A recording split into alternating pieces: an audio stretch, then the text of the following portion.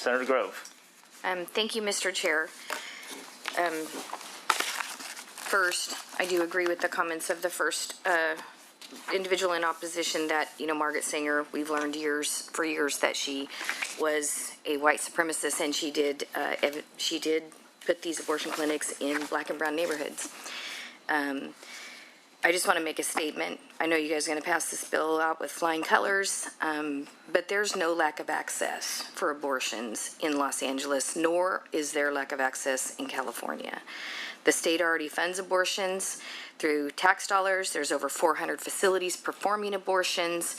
Abortions are offered by nurse practitioners, nurse midwives, physician's assistants, via telehealth, on college campuses, and through dozens of sources by mail. And to do a pilot program like this, to use additional taxpayer dollars for out-of-state residents is, I would say, a slap in the face to California taxpayers that are obviously overtaxed as it is because of the abundant amount of surplus that we have. And I think it's an inefficient use of our resources, not only for the fiscal piece, but the moral ground piece. So thank you. Thank you. Senator Melendez. Thank you, Mr. Chairman. So your bill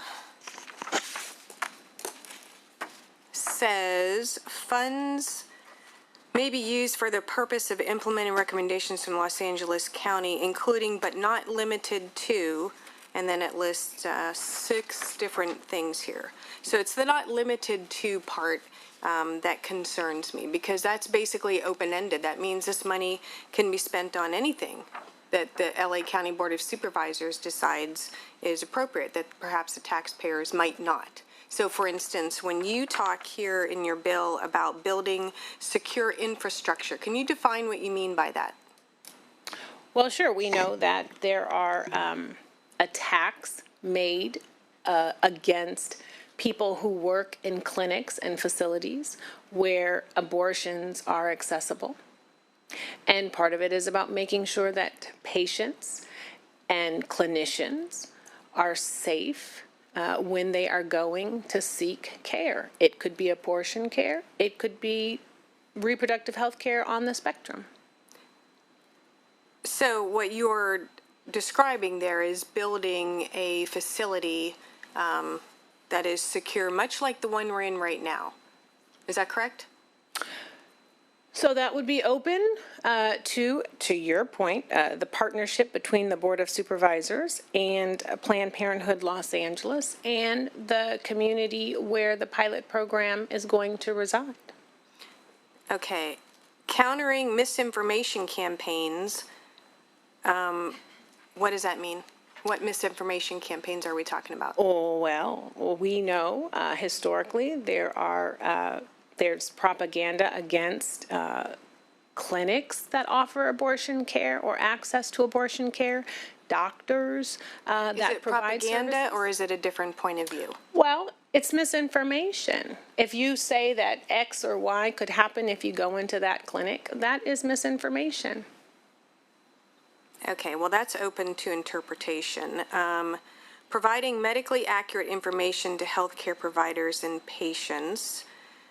Providing medically accurate education and training tools to the community. What does that look like to you? Providing medically accurate education and training tools to the community. It looks like, in a culturally appropriate and sensitive way, making sure that community members have access to accurate information relative to how they live, how they love, how they have sex, how they take care of their bodies, how they ensure that they are healthy. But we don't have that already? In some instances, we don't. Some communities may have an overabundance of those resources. Other communities may not, or it may not be consistent. For example, we do not have consistent access to care on our school campuses for K through 12 students. Some communities that might have an abundance of private schools or highly resourced school districts might have access to certain care that other districts may not. So your bill then would allow funding to be funneled into the schools for the purposes of providing adequate education on attaining an abortion? I was using an example about inconsistency as it relates to access. This is about a pilot program for abortion access and reproductive health care, not on a school campus. Well, but I guess that goes back to my original question because in the bill it says, but not limited to, so the funds could be used to send either materials or personnel or, training videos or, whatever the case may be into the schools in order to educate kids about abortion or how to get it or what's medically, right? Because it says, but not limited to.